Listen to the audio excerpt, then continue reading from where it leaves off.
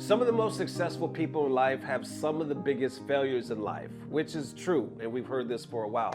But what about for everybody else? What about for the rest of us that have some of the biggest failures in life, but not the most successful part? What about that scenario? When do we talk about that? Because unfortunately, I feel like I could relate more to that than the latter, especially now in my late 40s.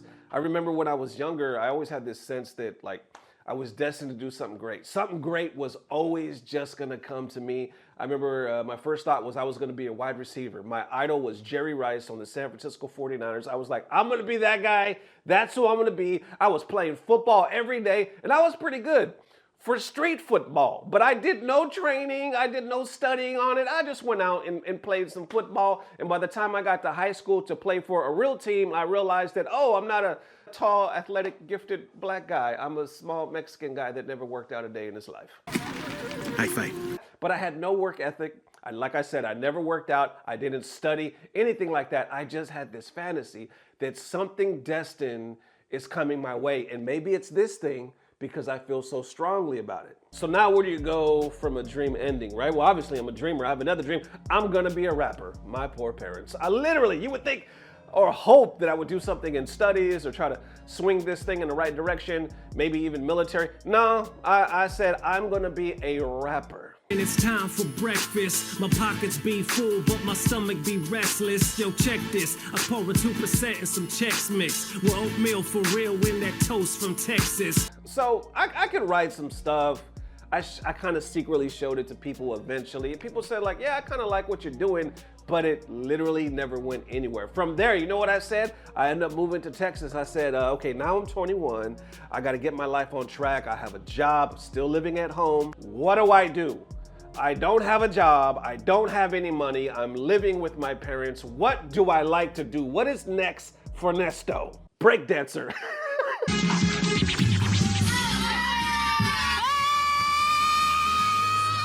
Yo, my whole life, this all sounds ridiculous, but I'm trying to tell you, I'm a dreamer. I thought, okay, I actually like b-boying. Not only that, hey, I like teaching kids. So I started teaching kids not only in the neighborhood, but at a local church, and that swung into a thing where I used to work for what's called the Big Thought program. Not thought, T-H-O-T, but thought, you get what I'm trying to say, for the kids in the inner city, like Oak Cliff schools, and I was teaching them hip hop. And I did that for like 3 years, and I loved it. But I realized I was dead broke, and this wasn't necessarily my dream. Like I needed to swing this into something else. Now at this time, I'm like 27 years old. I decide, what the hell, I'm gonna go to acting school because they have like a associate's degree program. I'm like, I kind of messed up in regular school. Why not go to like a trade school, something specifically designed to whatever it is that interests you? And at the time, it turned out to be acting. Now, I didn't want to be an actor, but that's the closest thing I could think to relate to what I was kind of feeling at the time. So I went to an acting school by the name of Katie Studio in Dallas. And that is the place that taught me the tools that I needed to then become a stand-up comedian. Now, they didn't teach me how to be funny. There was no ha-ha class or anything like that. Everything was actually theatrical. It was pretty serious. They just taught you how to have confidence, how to have stage presence, basically just to know your atmosphere, to own it, to be yourself on stage. And they were the ones saying, you should probably be a stand-up comic. And I was like, why would I do that? Like, I don't want to do that. They're like, no, we see that in you.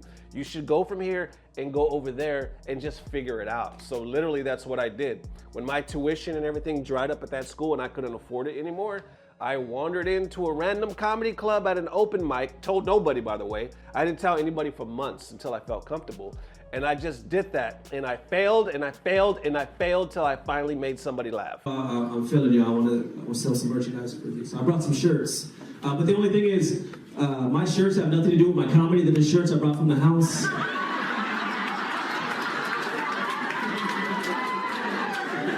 The problem is, looking back at it now, it was a lot of wasted time. Yes, there was great memories and stuff that really helped me along the way, but it was wasted because somehow that same work ethic that I had as the football player, as the rapper, right, as the breakdancer, I had transferred it to the stand-up comedian. I just had it camouflaged in a different way because this was actually kind of working.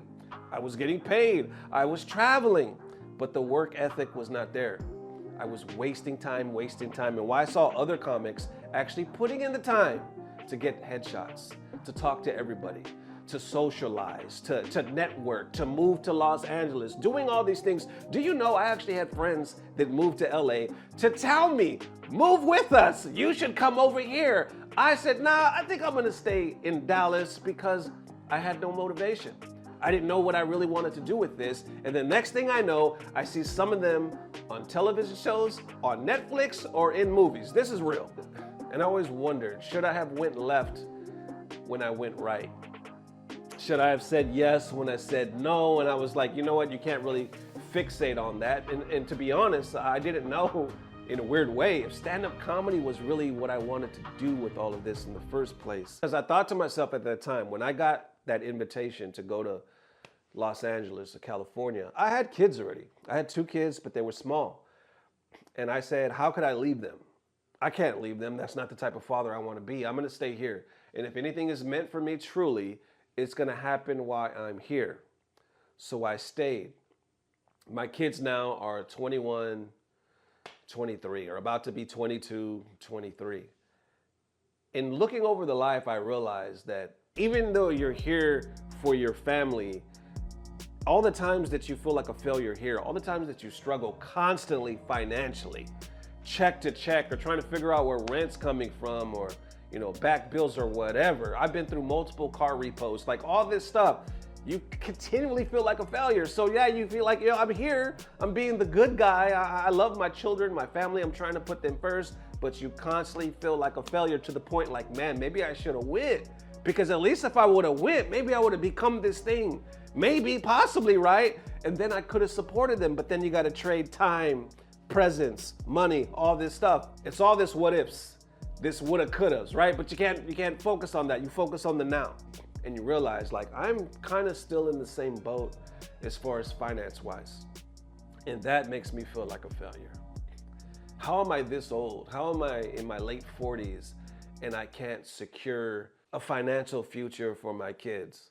Now, granted, that's not the norm nowadays. And, a lot of people that I know are not exactly doing that either, but it just makes you feel a certain type of way. And could we talk about how people always say, like, I would never change my past because my past is who made me or what made me who I am today. Am I the only one that is like, no, I would change my past because I need to change some stuff that's happening today. Now, that's not saying that I don't love who I am and I don't love my family. I want all of that. I want to keep all of that. But there's definitely some stuff I would tweak to be like, this would be better today if I just changed that. I always thought that was weird. Like, does anybody else feel like that, or is it just me? Because I would definitely change some things. Because like I was saying, I've literally had that feeling of being a failure time and time again. This year just started. This month, I've had that feeling of, damn, I have failed so hard in this area or that area as a father, as a brother, as a provider, as a son. Like, I've felt like a failure in so many of these areas, and I've been so hard on myself. The people that love me, my friends and loved ones, my beautiful wife, they'll constantly tell me like, oh, we love this about you, or we love that you do this, right? We love you succeed so hard here, you do so well here. We love you, we love you, we love you. And ultimately, that's all that matters. But for the dreamers, for the providers, right? For everybody else in this seat, because you only know you right here. You have the best view. You have the best seat in the house when it comes to your life. For all of us, we're like, damn, that's great. Don't get me wrong. I appreciate all of this, but damn, this is not exactly who I thought I would be, especially at this point in my life. I thought I would have so much more, and not so much more in the sense where like, oh, I have a nice fancy car and a fancy watch, but no, just more that I could provide, more that I could give. How am I this late? How am I this late in the game? And I still feel like I'm at the point I was in my 20s or in my 30s. There's so much inside me that feels empty because I can't give it the way I want. I said before on my other channel, maybe even this one, that this right here is my dream job. I've been doing YouTube now for 2 years. And no, I'm not rich, and no, I'm not rolling a Porsche or anything like that. No, I have a small ass Mitsubishi Mirage. You know, some months you feel like, yeah, this YouTube thing is really working. This is it. And then the next month you're like, shit, YouTube hates me. Do people even watch this channel? I'm gonna have to get like 2 more jobs. Literally, that's how it is. That's how it is doing content creation. You're betting on yourself, and YouTube is an algorithm, and it goes up and down, and it's the best of times, the worst of times. And I started watching a lot of these documentaries, man, like the people that I look up to, like Arnold Schwarzenegger, Sylvester Stallone. They have such great documentaries. They have such great resumes. The thing that these men have done. But at the end of all of their documentaries, they're saying the same thing. I feel like a failure in this aspect. I should have did this when I did that. I should have spent more time. All that we have in this life is time. I wasted so much time. Maybe if I could have been here more for my kids, I could have prevented this or spent some more time, showed some more love, been a better dad. They're all saying, and not just those documentaries, they're all saying the same thing. Really, that's all that matters is the time. Nobody's gonna remember anything else at the end of the day on our deathbed when it's our time to go is the time that we spent.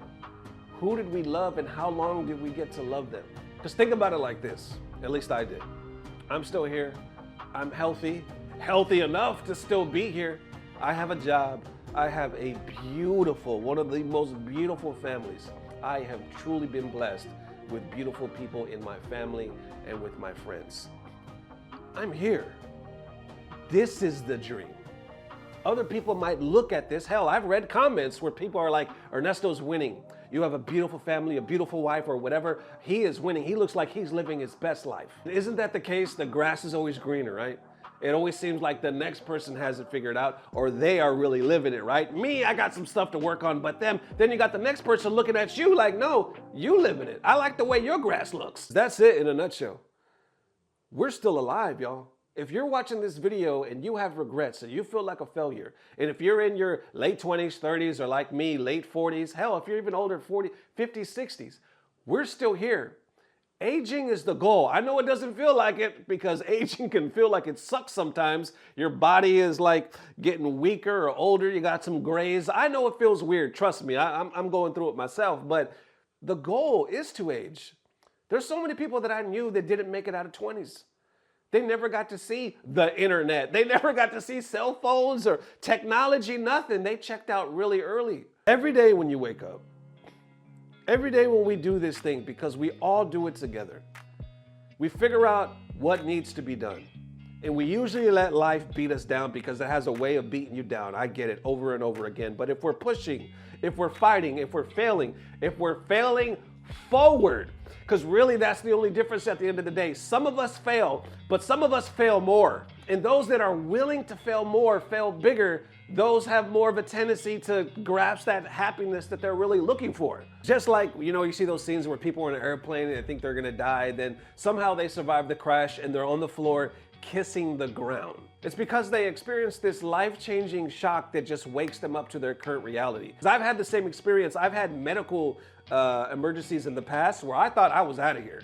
I literally thought I was checking out, and I was like, damn it, I'm only 40 years old, and I'm already out of here. I remember one, I had it in my 30s. Shit, I'm only 30 years old, and I'm out of here, and I'm getting this panic, and I'm talking to God or whatever. Please, you're making all these prayers and promises, and then you realize, I'm gonna live. I'm gonna live. Now I have this whole new appreciation for life. I'm happy. Oh my God, I'm so happy. I'm kissing my babies, kissing my family. I'm so appreciative of what I have now. And that's the key to it all, isn't it? For us to somehow keep the noise out that tell us otherwise, that no, we have a good life. Because especially nowadays, it feels like we're almost plugged into the matrix of social media where we see the glamorous life, how we should look, how we should feel, how we should diet, right? I need this money, I need this Lambo, all this stuff. It's even in the music more than ever. And then we look at ourselves in the mirror like, well, I'm not that. And if I'm not that, and if I'm not that for my kids, then am I truly a success? And we forget that shock, that life-changing experience that jolted us, that unplugged us for a second, right? That made us realize, no. We have it now. We have it good right now. That's the fight. That's the trick. That's the thing that we constantly have to find in our lives over and over. And yes, it is easier said than done, but we have to find that thing. We're literally only here for a second in the scheme of things. And to me, that's the scariest thing in life, is like, we only get but a few years to do this, and then it's over. So what are we saving it for? I heard somebody say that once. What are you literally waiting for? What are you saving it for? No time to mope, no time to woe is me. Keep building, keep taking a step forward, and fight to enjoy your damn life, because nobody would do it for you. That is yours. So in closing, if you feel like a failure or you ever have, good, because we all have. From the richest to the poorest, we've all been in this boat, and some of them consistently, but the goal is, or the objective is, how you use it. Enjoy the work, enjoy the life, and I hope you enjoyed the video. Thank you guys for everything. I will see you soon, and as always, I don't know what it is, but I know somehow, some way, it's about to get better. Love y'all forever. Peace.